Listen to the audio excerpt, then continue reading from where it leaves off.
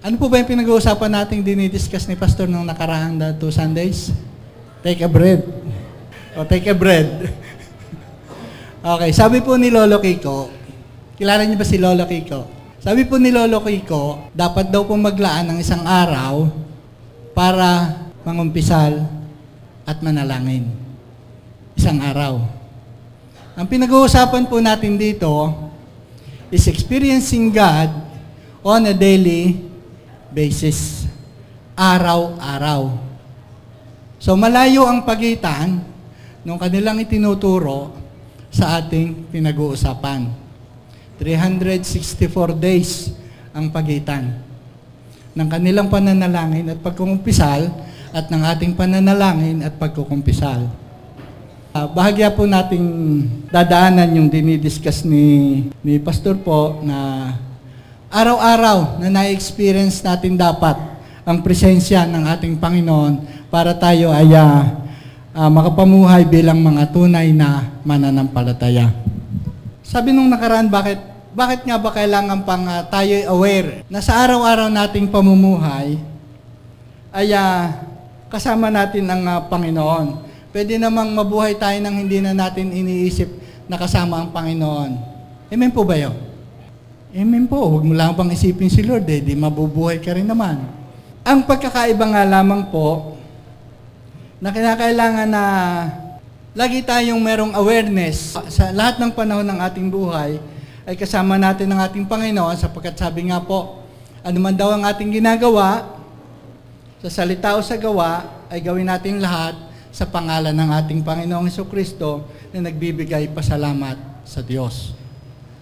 So anuman ang ating ginagawa ay kinakailangang kasali ang ating Panginoong Jesucristo. Naalala niyo yung isang verse ng sabi, ginagamit sa evangelism, ang sabi, kumakatok ako sa iyong pintuan, ang sino mang magpatuloy sa akin, ay papasok ako, at magkasalo kaming kakain sa hapag ng aking Ama. Ang ating pong Panginoon, tandaan po natin, Panginoon ha, ang ating pong Panginoon, hindi po siya, anong tawag doon? Hindi siya invader. Hindi niya basta sinasakop yung iyong privacy. Kumakatok siya. Pero, kapag kasi ay pinatuloy mo, doon siya nagiging Panginoon. Nakuha niyo po ba? Hanggat hindi mo siya pinatutuloy sa iyong puso, siya ay hindi mo Panginoon. Nakikitawag ka lang ng Panginoon. Pero kapag pinatuloy mo na siya, Panginoon mo na siya. At kapag siya ay Panginoon mo na, pakikialaman ka niya sa lahat ng bahagi ng iyong buhay. Nakakaintindihan po ba tayo? Kapag naging Panginoon natin si Kristo, walang bahagi ng ating buhay na hindi niya pwedeng pakialaman. Dahil siya ay Panginoon. Kaya kung pinatuloy natin siya sa ating buhay, sa ating puso, umasa na kayo na siya ay Panginoon na ng ating buhay. At hindi po pwedeng hindi. Meron ba namang alipin na mas marunong pa sa kanyang Panginoon? Meron ba namang alipin na siya ang masusunod at hindi yung Panginoon ang kanyang susundin? Wala naman pong ganon. O kung meron ganon, hindi tama yon. So ang tama, kung meron tayong tinanggap na Panginoon, yun po ang masusunod sa ating buhay. Amen po ba? Parang tapos na tayo. Nag-amen na kayo. Okay, tayo po muna yung manalangin, naman naming nasa langit. Kami po ay nagpapasalamat na patuloy ng iyong biyaya ng pag-aaral ng iyong salita, pakikinig ng iyong salita. Ang siya po naming pagsasama-samahan sa umagang ito. At dalangin po namin ang bukas na kaisipan, ang bukas na puso, Panginoon, upang patuloy naming makita ang kahalagahan kung bakit dapat meron kaming awareness ng Panginoong Hesus ay lagi namin kasama sa lahat ng pagkakataon, sa lahat ng bahagi ng aming buhay, upang makapamuhay kami bilang mga tunay na mga anak mo, mga tunay na mananampalataya na kumikilala sa pagliligtas ng aming Panginoong Jesucristo. Maraming po salamat aming Diyos at hangad po namin ang kapahayagan ng iyong Santong Espiritu at dalangin din po namin na sa kapangyarihan ng pangalan ng Panginoong Hesukristo ay patuloy po kaming proteksyonan sa aming pong pag-aaral na ito at hindi makakilos ang anumang pagtatangka ng Espiritu ng kasamaan na gumawa ng mga hadlang sa gawain ito. Maraming pong salamat aming Diyos sa pangalan ng aming Panginoong Jesucristong tagapagligtas. Amen and amen. Purihin po ang Panginoon. So ang ating pong pag-uusapan is daily living with Jesus our Lord. So bakit kailangan? Why is it necessary that the Lord Jesus is with us? Number one, it will bring transformation in our lives. Kung papansinin po natin doon sa Gospel, pagkatapos po ng 4 na chapter doon sa Matthew, na kung saan siya ay nangaral ng Panginoon Jesucristo at sinabi niyang magpagsisihan ng mga kasalanan sapagkat ang kaharian ng Diyos ay nalalapit na. Repent, for the kingdom of God is at hand. Kung papansinin po natin, pagkatapos po noon, gumawa siya ng mga himala, ng mga pagpapagaling, at nagdaan siya doon sa pagpapabautismo. At pagkatapos po ay dumating na yung chapter 5, kung saan itinuro niya yung Beatitudes. Alam niyo pa po ba yung Beatitudes? Ano ba yung Beatitudes? Yung mga blessed.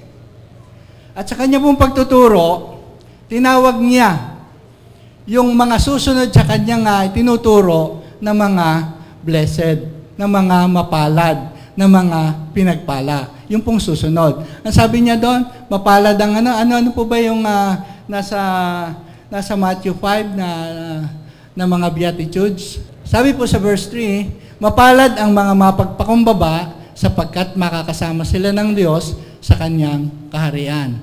Pansinin po natin, mapagpakumbaba. Ang mundo po ba ay nagtuturo ng pagpapakumbaba? Nagtuturo din.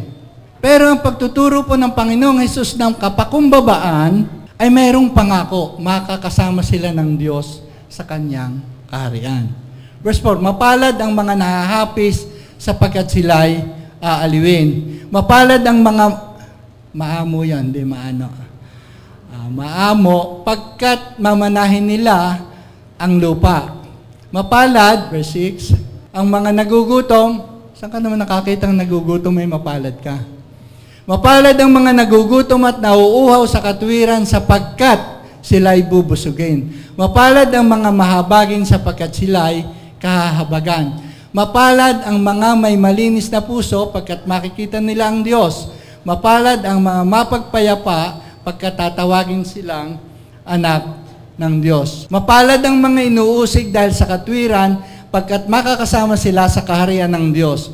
Mapalad kayo kung dahil sa akin, ang sabi ng Panginoong Hesus, ay hamakin kayo ng mga tao, usigin at pagwikaan ng iba't ibang masakit na salita na pawang kasinungalingan dahil sa akin. So yun po yung pagtuturo ng Panginoon na siyang pong pagsisimulan ng transformation, ng pagbabago sa buhay ng mga sumusunod sa Kanya.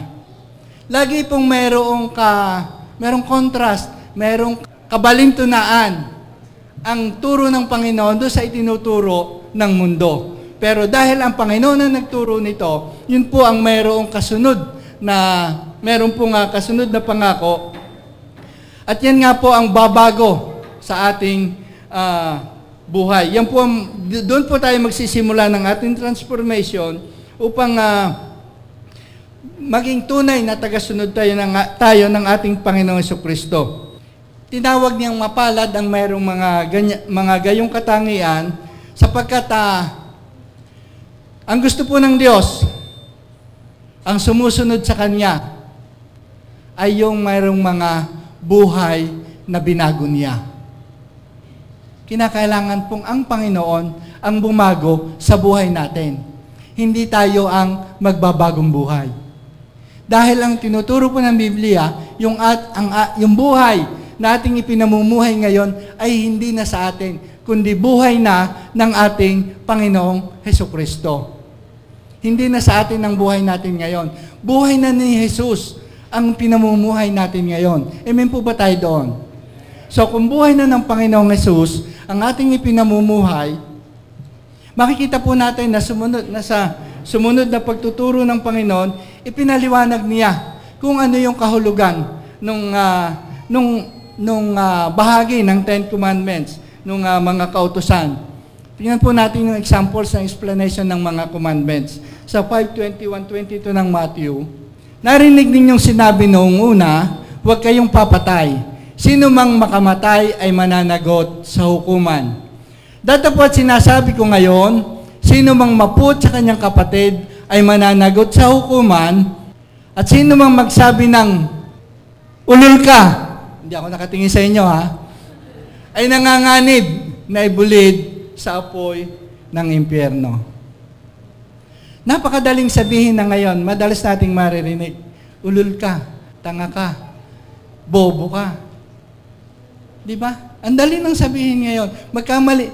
Yung mga best friend pa yung magkakausap, magkamali lamang ng sinasabi, bobo ka, tanga ka, ulul ka. Ganun na kababaw ang nagiging pakahulugan, samantalang itinuro pala ng Panginoon na pag nagsalita ka ng mga ganong bagay, mga ganong salita, nanganganib na.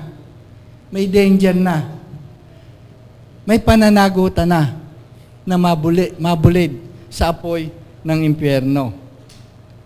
Sa verse 27 and 28,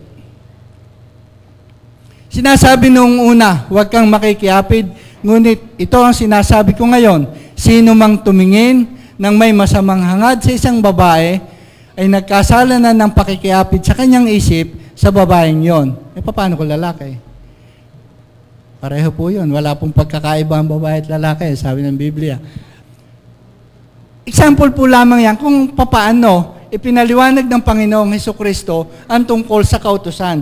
At diyan nga po magkakaroon ng pagbabago ang pananaw na isang mananampalataya. Sapagkat yung pong mga tao noong una na pinanghahawakan ng kautusan, literal ang pagtanggap nila. Katulad nung huwag kang papatay. Pero ang katimbang pala noong pagpatay ay yung pagkakaroon ng puot. Ang kasalanan mo na pala sa hukuman ng Diyos, kapag ikaw ay nagkaroon ng puot, ay pagpatay na, murder na. Kaya sabi ng Panginoon, kung ang inyong righteousness ay hindi higit sa righteousness, sa katwiran ng mga Pariseyos at ang mga eskribas, hindi kayo papasok sa kaharian ng langit. Dahil ang mga Pariseyo at mga eskriba, hindi sila pumapatay, pero sila ay nagkakaroon ng puot at na umaasa sila na doon sa kanilang kinapupuutan, mayroong papatay. Hindi sila ang papatay, pero meron silang puot at meron silang hangarin na mayroong pumatay doon sa kanilang kinapupuutan. Nakukuha niyo po ba? Di ba, napupuot sila sa Panginoong Hesukristo. Pero sino ang pumatay sa Panginoong Hesukristo? Hindi sila, hindi yung mga eskriba, hindi yung mga Pariseyo. Pero nasunod yung kanilang hangarin na dala ng kanilang puot. So pag sinundan po natin, yung mga example na yan, marami pa pong example, yung Matthew 5, nung po ako nag-uumpisa, nabasa ko yung Gospel, 2 beses ko nang nabasa yung Gospel, nabasa ko yung buong New Testament. Hindi ko po maintindihan kung paano ako iniligtas ni Jesus. Hindi ko maintindihan. Natapos ko na yung New Testament, 2 beses kong binasa yung Gospel, hindi ko maintindihan kung paano ako iniligtas ng Panginoong Jesus. Alam ko sa isip ko na binayaran ni Jesus yung aking kasalanan, pero hindi ko yun maintindihan. Naintindihan ko lamang po yon nung ipaliwanag ng Panginoong Hesukristo yung chapter 5, chapter 6, chapter 7 ng Matthew. Doon ako na born again. Naintindihan ko na yun pala ang layunin ni Kristo ng kanyang pangangaral at yun ang pagbabago ng buhay na maaaring pag-umpisahan ng isang tao bilang mananampalataya. Kaya napakahalaga po. Balik-balikan po natin yung 5, 6, 7 ng ng Matthew at makikita po natin kung gaano kalaki ang pagnanasa ng Panginoong Jesucristo na mabago yung ating buhay. Hanggang sa magkaroon tayo ng buhay na mayroong kabanalan. Okay, number 2. He will lead us to live holy lives. Pangungunahan niya tayo ng ating Panginoong Jesucristo para magkaroon tayo ng banal na pamumuhay. Meron pa ba ngayong namumuhay sa kabanalan? Hoy naman. Meron pa ba namumuhay sa kabanalan? Amen. Dahil kung hindi tayo mamumuhay sa kabanalan, saan tayo patutungo? Okay, basahin po natin. 1 Peter 1:15 and 16. Yamang ang tumawag sa inyo ay banal, magpakabanal kayo sa lahat ng inyong ginagawa. Pagkat nasusulat, kayo magpakabanal sapagkat ako'y banal. Ang naririnig kong banal ngayon ay matagal na yun eh. Banal na aso, santong kabayo. Akalain mo yung aso at saka kabayo ay santo at banal. Yung tao, hindi ko na naririnig ang kabanalan. Masikat pa yung aso pagdating sa kabanalan, yung kabayo. Pero yan po ang, yamang ang tumawag sa inyo ay banal, magpakabanal kayo sa lahat. Lahat po. Lahat ng inyong ginagawa, pagkat nasusulat, kayo magpakabanal sapagkat ako'y banal. Ang sabi ng Panginoong Jesucristo. Paano ba tayo magkakaroon ng kabanalan sa ating pang-araw-araw na pamumuhay? Lagi ba tayo nakaluhod? Lagi ba tayo nananalangin? Hindi na ba tayo umaalis dun sa posisyon natin ng pananalangin? Paano ba tayo magkakaroon ng kabanalan? Yun nga. Paano? Di huwag kang gumawa ng kasalanan. Kakaroon ka ng kabanalan. Yun lang naman yun eh. Di ba sabi, kung sasabihin natin hindi tayo nagkakasala, tayo ay sinungaling at ang Diyos ay wala sa atin. So, nakakagawa pa rin tayo ng kasalanan. Tingnan po natin yung Romans 6, verses 12 and 13. Verse 12, kaya huwag na ninyong pabayaang maghari ang kasalanan sa katawan ninyong mamamatay para hindi ninyo sundin ang masamang pita nito. Huwag ninyong ihandog sa kasalanan ang alinmang bahagi ng inyong katawan bilang kasangkapan ng kasamaan. Manapay ihandog ninyo sa Diyos ang inyong sarili bilang binuhay mula sa mga patay at ihandog sa Kanya ang mga bahagi ng inyong katawan bilang kasangkapan ng katuwiran. Ang una pong binanggit, huwag daw nating ihandog ang anumang bahagi ng ating katawan bilang kasangkapan ng kasalanan. Pag sinabi pong ihandog, yun po ay voluntary. So yung voluntary sinning, yun po ang sinasabi diyan, na huwag tayong voluntaryong magkasala. Ibig sabihin, huwag paglabanan natin ng tukso. Huwag nating ihandog ang alinmang bahagi ng ating katawan para tayo ay makagawa ng kasalanan. Nagkakamali tayo, nagkakasala tayo, pero iba po yun kaysa dun sa sadyang inihandog mo ang iyong sarili sa kasalanan. Dahil magiging sinungaling naman tayo pag sinabi natin hindi tayo nagkakasala. Pero yun nga po, ang sabi, huwag ihandog ang anumang bahagi ng ating katawan sa kasalanan. Tapos sa verse 19, yung po ikalawang bahagi ng verse 19, sa chapter 6 ng Romans, nagsasalita ako sa karaniwang paraan para madali ninyong maunawaan. Kung paano ang katawan ninyo ipinaaalipin sa karumihan at kasama ang palala ng palala, ngayon na may ihandog ninyo ito bilang alipin ng katuwirang maghahatid sa kabanalan. Ano po ang sabi? Yung po ang panglaban doon sa verses 12 and 13 ng chapter 6, sa verse 19. Ihandog ninyo ang bahagi ng inyong katawan bilang alipin ng katuwirang maghahatid sa kabanalan. Ang ating pong pagsunod, ang ating obedience, yung po ang naghahatid sa atin para tayo maging righteous. Obedience leads us to righteousness. At yung ating righteousness, yun ang maghahatid sa atin sa holiness. So magsisimula tayo sa obedience. Kailangan tayong maging masunurin sa gusto ng Diyos, sa kalooban ng Diyos, sa iniuutos ng Diyos. At kapag sinusunod natin yon, nagiging righteous tayo, nagiging matuwid tayo. At doon sa ating pagiging matuwid, doon sa ating pagiging righteous, yun ang maghahatid sa atin doon sa kabanalan. Doon tayo magkakaroon ng holiness kapag tayo ay righteous. Kapag kasanay na tayong sumunod sa pinagagawa at iniuutos sa atin ng Panginoon. Obedience will lead us to righteousness and righteousness to holiness. O hindi po natin maaabot ang kabanalan kung hindi tayo masunurin. At hindi natin makikita ang Diyos kung wala tayong kabanalan. Without holiness, we cannot see the Lord. Meron ba sa inyong nananabik na makita ang Panginoon? Meron pa ba? Na isang araw darating ang Panginoon, yung mga, pag nanonood ako ng balita, yung mga artista, kumpilahan ng mga tao, talaga namang nagkakasakitan, nagkakabangas-bangas ang mukha, nagkakabalyahan. Artista yon, tao yon. Pero pagdating sa Panginoon, dapat ba nagkakabangas-bangas din tayo? Sa pananabik sa pagdating ng Panginoon. Hindi po, dapat nagsusumikap tayong maging karapat-dapat sa pagdating ng Panginoon. Without holiness, no one can see the Lord. Walang makakakita sa Panginoon na hindi taglay ang kabanalan. Maaaring sabihin natin mabuti tayong tao. Maaaring sabihin natin na tayo ng pinakamabait na tao. Pero kung wala ang kabanalan, hindi po natin makikita ang Panginoon.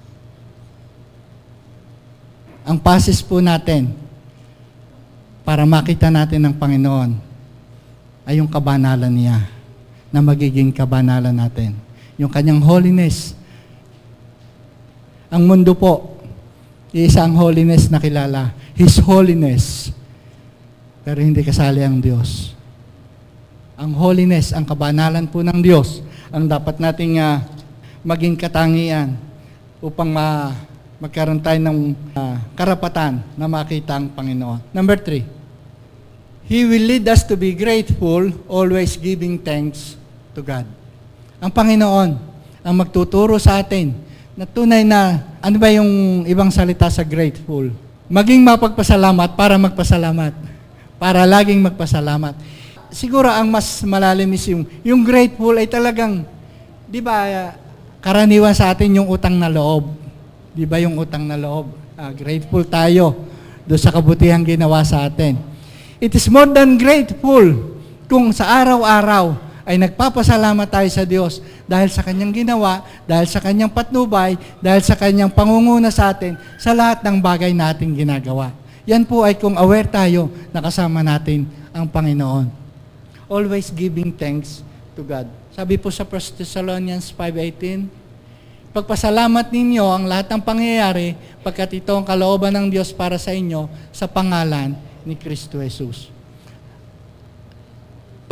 Pag unang tingin po natin sa verse na yan, pagpasalamat ninyo ang lahat ng pangyayari pagkat ito ang kalooban ng Diyos para sa inyo sa pangalan ni Kristo Jesus. Pag sinabi mong lahat ng pangyayari, di ba merong mga pangyayari sa ating buhay, sa araw-araw nating buhay na hindi natin gusto. Pagpapasalamat ba natin yon? Halimbawa, aalis ka ng bahay, meron kang nalimutan. Di ba, inis ka sa sarili mo. Nagmamadali na nga ako, saka ko pa nakalimutan. Pero kailangan mo yon, binalikan mo. Nung balikan mo, may nakita ka pang hindi mo nagawa na dapat mong gawin doon sa iyong bahay. Hindi pala nakalak ang pinto mo.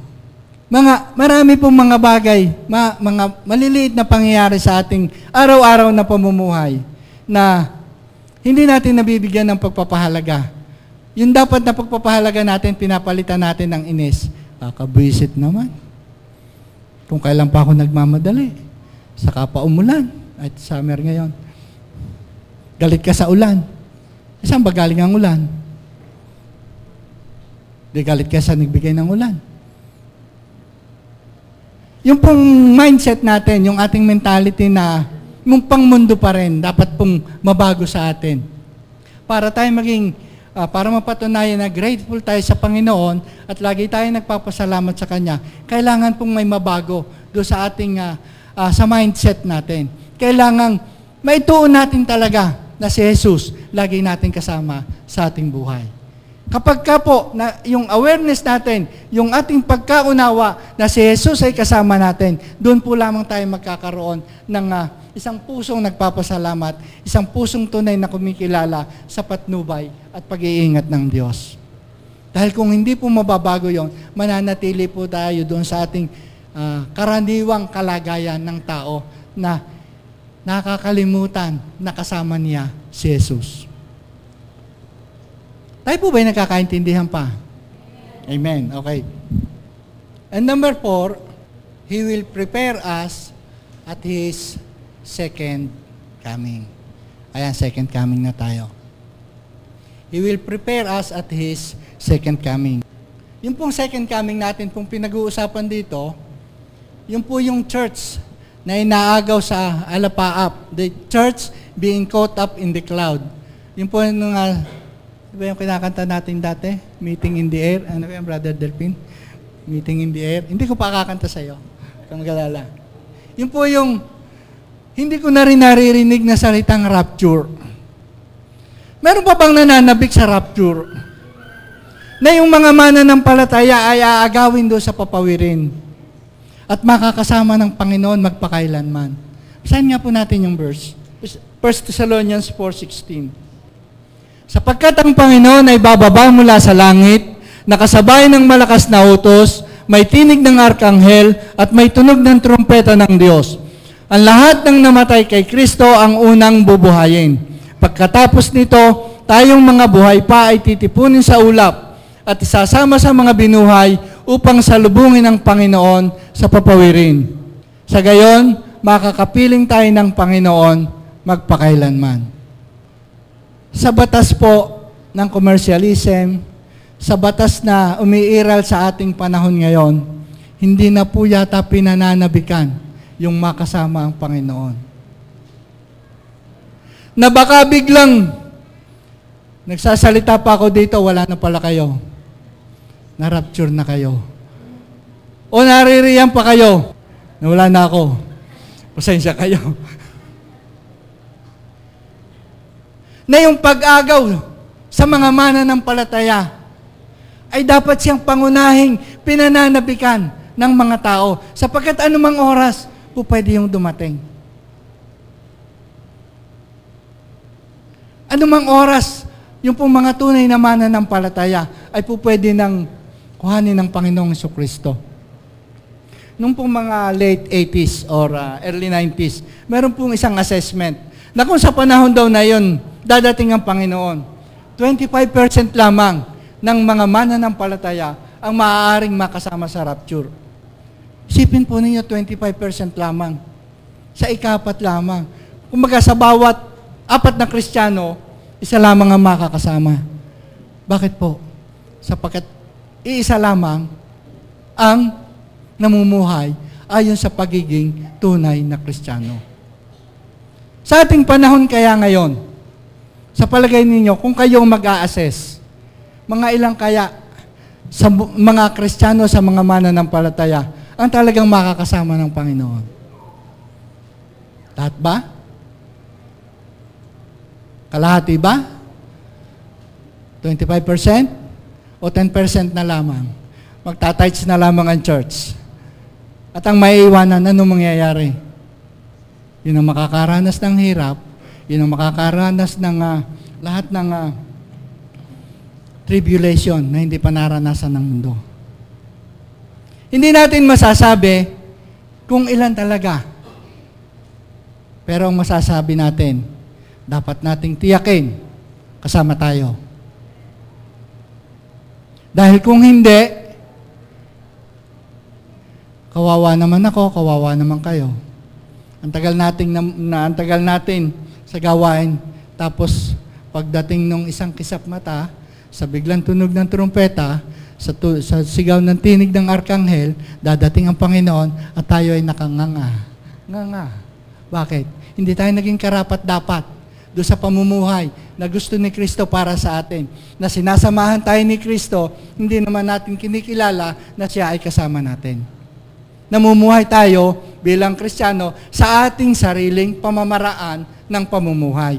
Hindi po yun ang gusto ng Diyos. Ang gusto ng Diyos, mamuhay tayo doon sa pamamaraan niya.